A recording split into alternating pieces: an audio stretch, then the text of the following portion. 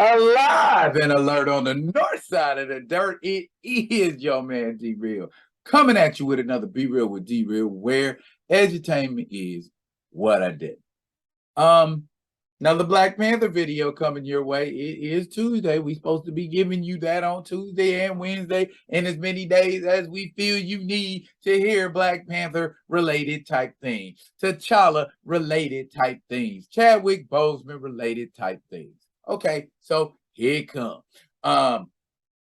Before I get into it though, y'all already know what I want y'all to do. Comment, like, subscribe, and share the Be Real with D Real page so that when new material comes out, you gets it. If you're digging what a brother's shoveling, put some dirt in my bucket, comment, like, subscribe, and share to the page. Okay, in a previous video, we talked about Chadwick Boseman posthumously winning an Emmy for his portrayal of T'Challa and not the Black Panther. So that shows that it isn't about a mantle like Nate Moore wants to so pompously claim that it is, and that if we don't like it, we just need to get over it. No, you need to read a damn comic book is what you need to do. But that's not what I want to get into today. Not what I want to get into today.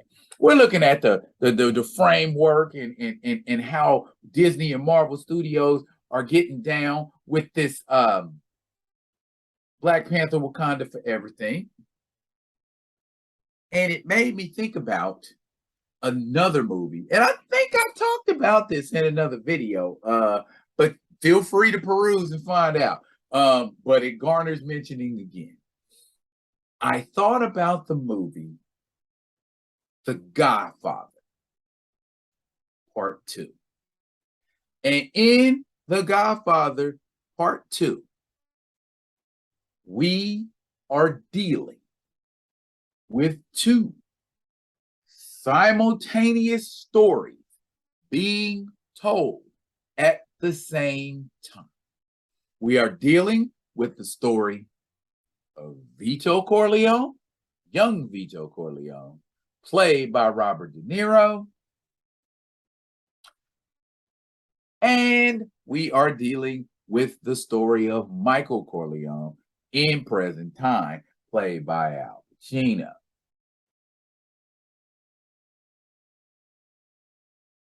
All right, now, how does this relate to anything Black Pantherish or Black Pantherific?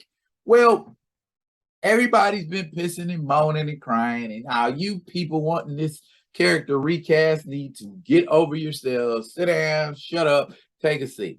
All right, okay. So if we don't feel like doing a movie with T'Challa in it is viable, what about T'Challa's ancestors?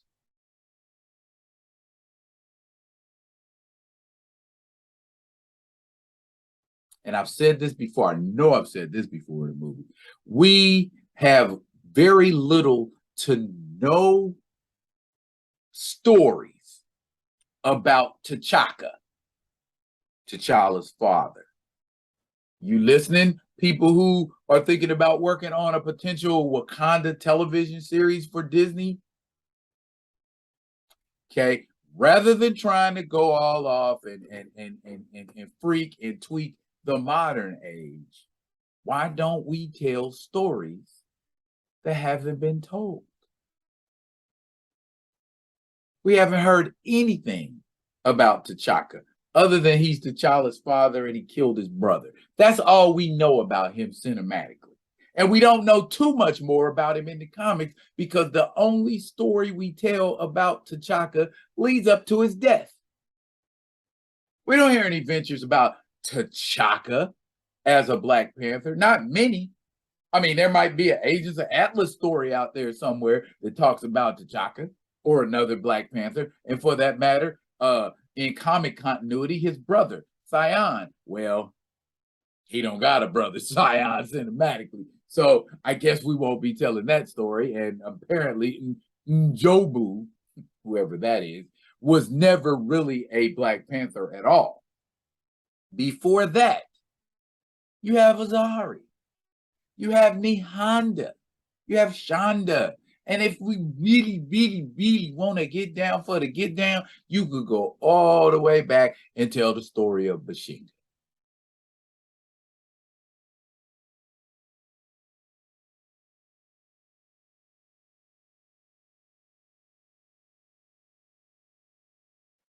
Now, whether Bashenga and BC Black Panther are the same Black Panther, Marvel hasn't made that evident. But those of us that like to chronicle T'Challa's history believe that BC Black Panther and Bashenga are two different characters, and that the BC Black Panther is actually named Wakanda, which would make sense because Wakanda didn't have a name before, the warring tribes and all of that type stuff. So the land that they settled on, they call Wakanda. Why did the land that Bashenga and his people settled on, did they call it Wakanda? Did they call it Wakanda in honor of the first Black Panther who was known as Wakanda? It would make sense. It would connect the two. But my point being, there are quite a few stories out there now about prehistoric / BC Black Panther. And that will also be an excellent way to just dip into the story of the BC Avengers. How cool a concept would that be? Whether it was a movie, an animated series, or a live action series. There are ways to talk about the mantle if you really want to talk about the mantle, or are you just telling people that it's a mantle and shut up? Show them why it is a mantle. Show them the rich history that Black Panthers are.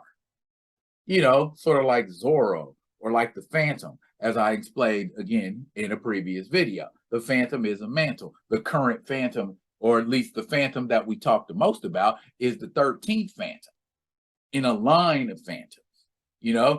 T'Challa just happens to be the most talked about Black Panther in a line of dozens and dozens of Black Panthers.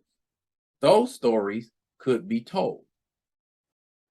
Nehanda is the first female Black Panther. We have literally no stories about it. What would have been cool?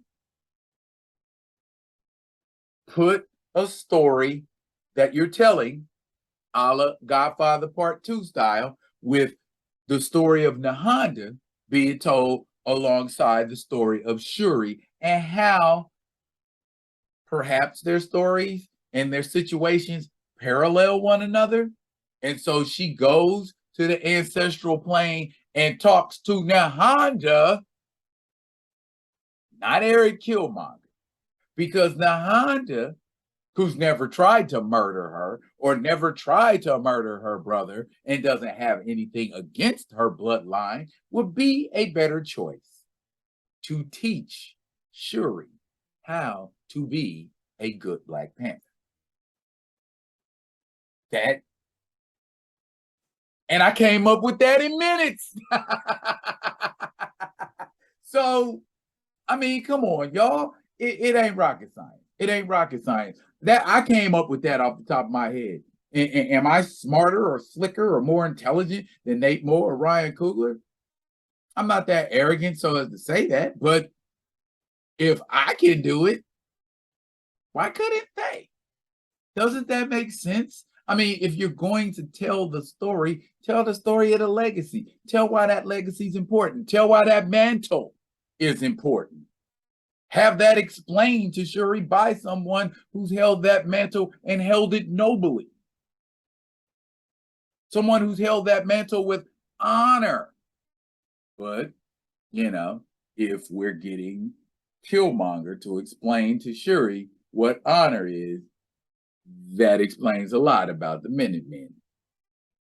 Okay? The worst possible candidate to explain honor. or Bast has made him, that's what he's got to do as his penance. I see something like that happening, of course. But, at the same time, it is what it is. What do y'all think? Number one, that telling the story in Black Panther Wakanda Forever, kind of Godfather Part 2 style, wouldn't that work? Wouldn't that be a much better concept? And wouldn't that be better if he was getting her food mentally on the ancestral plane from Nehanda? That makes a lot more sense. Also, we know it doesn't just have to be about a mantle. We know it isn't about a mantle. It's about the person holding that mantle, how they hold that mantle, what they do with that mantle. Okay, because if it's all about a mantle, then I believe that Coogler and Moore are laboring under the false assumption that anyone can be a Black Panther. And that's absolutely not true. Especially if it's a mantle. Okay? Anybody can just walk up and be like, I want to be a Black Panther. Give me that heart shape. Nah, there's more to it than that. You've got to prove yourself worthy, physically, mentally, and spiritually. I guess that wasn't done with Eric Killmonger because he took it by force. I don't know. Anyway, what do y'all think about it? What do you think about the concept of it making more sense with a story being told about one of the ancestral Black Panthers, or even the first Black Panther, or even Bashenga, or that story being told and the necessity of T'Challa in it? Drop it in the comments. And as always, I will be getting at y'all with another one of these other ones. And until I do, y'all be good to each other.